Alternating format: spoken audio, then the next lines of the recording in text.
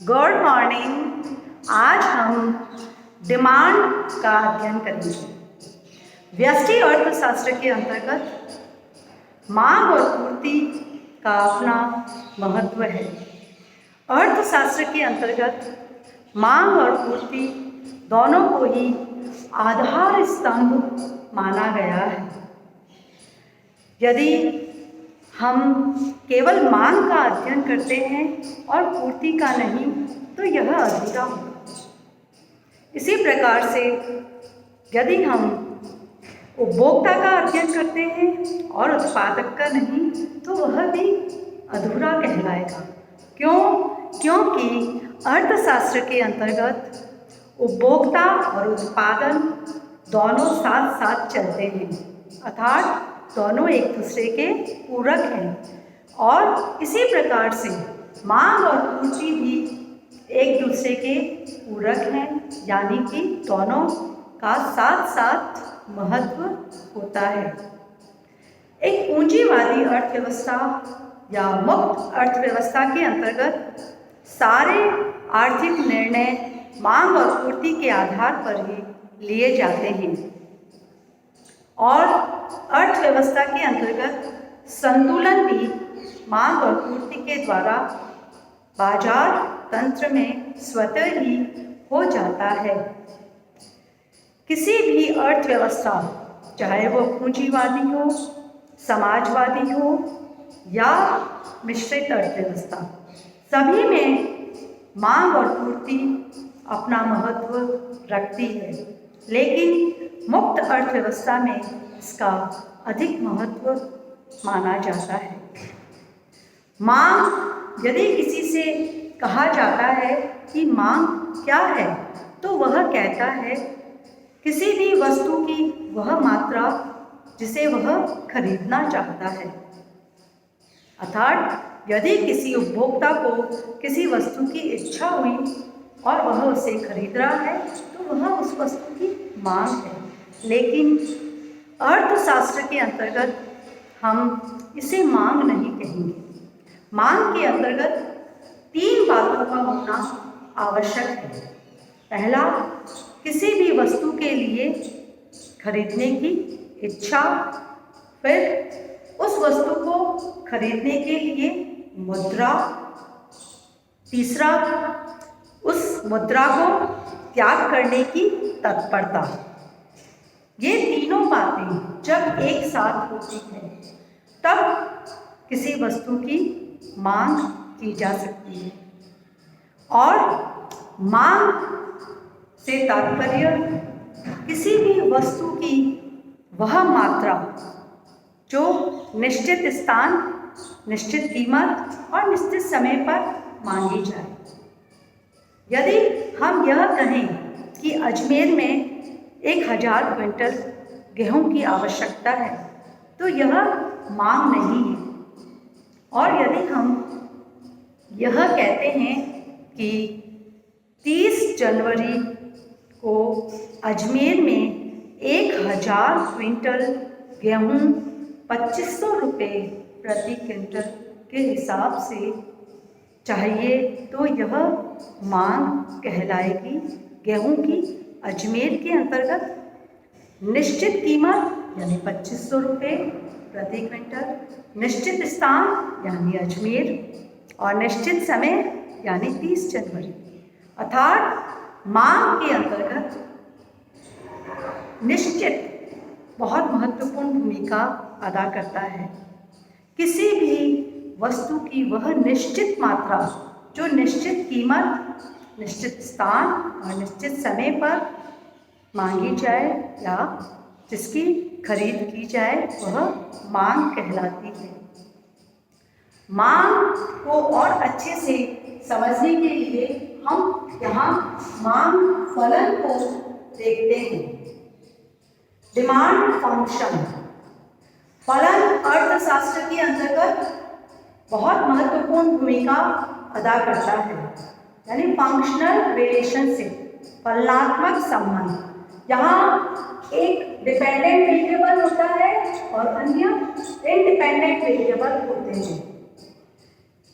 What is the functional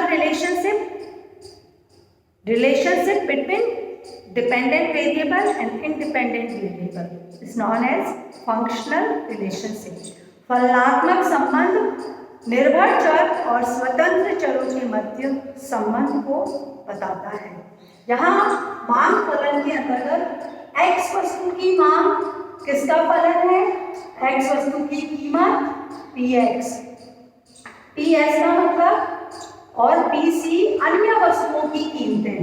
यहाँ अन्य वस्तुओं से तात्पर्य प्रतिस्थापन वस्तु और पूरक वस्तुओं को ले रहे हैं। ps से तात्पर्य प्रतिस्थापन वस्तु की कीमत, pc से तात्पर्य पूरक वस्तुओं की कीमतें, y से तात्पर्य उपभोक्ता की आय, w वेदर मौसम, t से तात्पर्य उपभोक्ता की रुचि टेस्ट, p से तात्पर्य पॉपुलेशन यानी जनसंख्या और एक्सेट्रा एक्सेट्रा। अर्थात मांग फलन, यहाँ हमारा मांग फलन क्या है? x वस्तु की मांग किस किस पर निर्भर करती है उसको दर्शा रहा है। और यदि हम यहाँ पर यह देखते हैं कि अन्य बातें स्थिर रहे और केवल x वस्तु की कीमत में परिवर्तन होने पर x वस्तु की मांग की मात्रा में परिवर्तन होता है तो यह कीमत मांग है। अर्थात यह क्या हो गया? मांग के प्रकार, जिसके अंतर्गत सर्वप्रथम हम देखते हैं कीमत मांग, दूसरा देखेंगे आय मांग और तीसरी क्रॉस डिमांड, तिरछी मांग और इसके अतिरिक्त drive demand, joint demand and composite demand. सर्वप्रथम हम मांग फलन के अंतर्गत कीमत मांग क्या होती है वह देखा हमने, और उसको यदि हम चित्र के अंतर्गत देखते हैं तो यहाँ पर OX अक्ष पर हमने वस्तु की मात्रा यानी मांग को लिया है और इधर OY अक्ष पर कीमत को दर्शाया है। कीमत और मांग की मात्रा के मध्य संबंध जबकि अन्य बातें स्थिर हो, वह भी केवल x वस्तु की कीमत और x वस्तु की मांग की मात्रा, तो वह कीमत मांग कहलाती है। और आय मांग जब अन्य बातें स्थिर रहे और केवल आय में परिवर्तन होने पर मांग की मात्रा में होने वाला परिवर्तन आय मांग कहलाता है।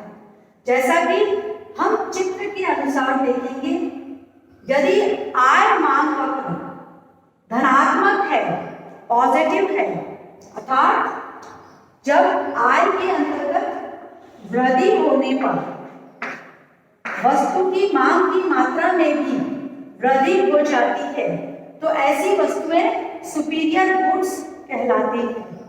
और यह यानी यहाँ पर हम चित्र के अंतर्गत यदि उपभोक्ता की आय में वृद्धि होती है तो I से I1 हो गया, OI से OI1 एंड मांग की मात्रा के अंतर्गत जो परिवर्तन हुआ Q से Q1 और उपभोक्ता A से B बिंदु पर चला जाता है। अर्थात यदि आय में वृद्धि होने पर मांग की मात्रा में वृद्धि और आय में कमी होने पर मांग की मात्रा में कमी होती है तो ऐसी वस्तुएं सुपीरियर गुड्स कहलाती है। यहाँ एक बहुत महत्वपूर्ण बात, अन्य बातें स्थिर है, केवल आय में परिवर्तन होने पर हम मांग की मात्रा में होने वाला परिवर्तन देख रहे हैं। फिर यदि आय में वृद्धि होने पर वस्तु की मांग की मात्रा में कमी हो जाती है तो ऐसी वस्तुएं घटिया वस्तुएं होती है जो हमने इस चित्र के द्वारा बताया है, जहां आय में वृद्धि होने पर मांग की मात्रा में कमी हो रही है।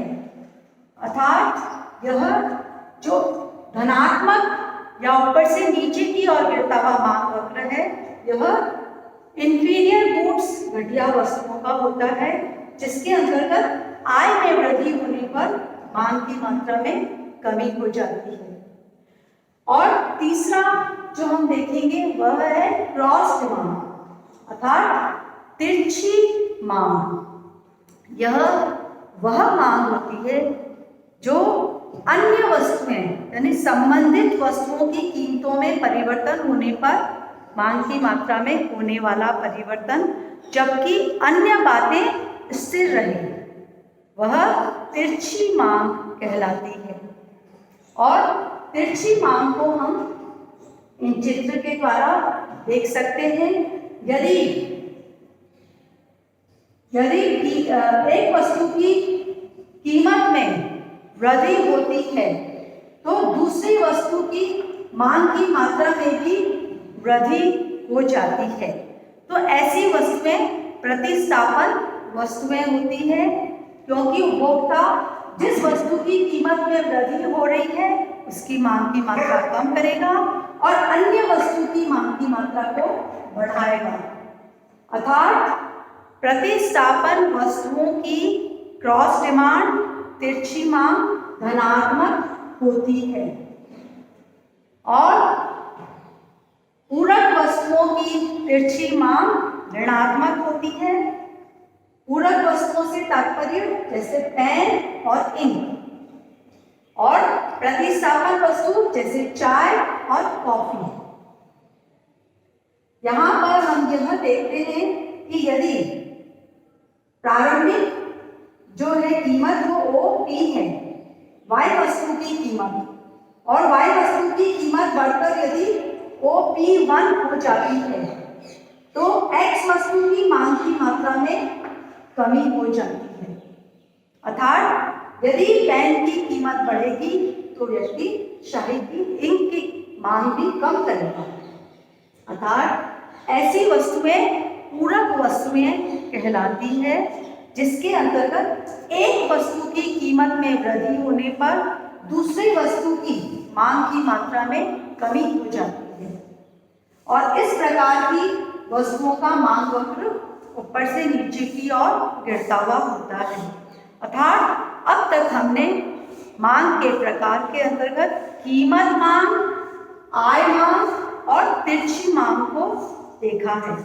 और भी मांग के प्रकार हैं जिसके अंतर्गत जॉइंट डिमांड यानी यह वह संयुक्त मांग, वह मांग होती है जिसके अंतर्गत यदि हम एक वस्तु की मांग करते हैं तो दूसरी वस्तुओं की मांग उसके साथ साथ हो जाती है।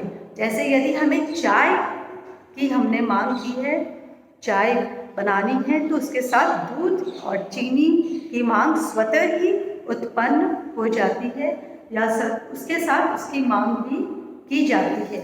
तो ऐसी मांग जिसके अंतर्गत एक वस्तु की मांग के साथ दूसरी वस्तुओं की मांग स्वतः ही हो जाती है, वह जॉइंट डिमांड कहलाता है। और ड्राइव डिमांड व्युत्पन्न मांग, एक वस्तु की मांग जब दूसरी वस्तुओं की मांग को उत्पन्न करती है। जैसे यदि मकान की मांग बढ़ रही है तो ईंट, चूना, पत्थर, सीमेंट इन सब की मांग भी बढ़ जाएगी। अर्थात एक वस्तु की मांग बढ़ने पर वह दूसरी वस्तुओं की मांग को भी प्रभावित करता है और उनकी मांग भी बढ़ जाती है। तो एक वस्तु जब दूसरी वस्तुओं की मांग से प्रभावित होती है और बढ़ाती है तो वह व्युत्पन्न मांग, एक वस्तु की मांग दूसरी वस्तुओं की मांग को जब बढ़ाती है। और लास्ट हम जो देखेंगे वह है हमारा कंपोजिट डिमांड यानी सामूहिक मांग। अर्थात जैसे बिजली की मांग यानी बिजली की का उपयोग या जिसके अनेक प्रयोग, जिस वस्तु के अनेक प्रयोग होते हैं उसे हम इसके अंतर्गत सम्मिलित करते हैं। उदाहरण के लिए बिजली का प्रयोग हम लाइट जलाने के अंतर्गत कर सकते हैं, प्रेस करने के लिए कर सकते हैं, पंखा चलाने के लिए, एसी चलाने के लिए। तो जब एक वस्तु की मांग विभिन्न प्रयोगों के लिए की जाती है तो वह सामूहिक मांग कहलाती है। आज के लेक्चर में हमने मांग क्या होती है और मांग फलन क्या होता है और मांग के विभिन्न प्रकार को विस्तार से अध्ययन किया है। Thank you.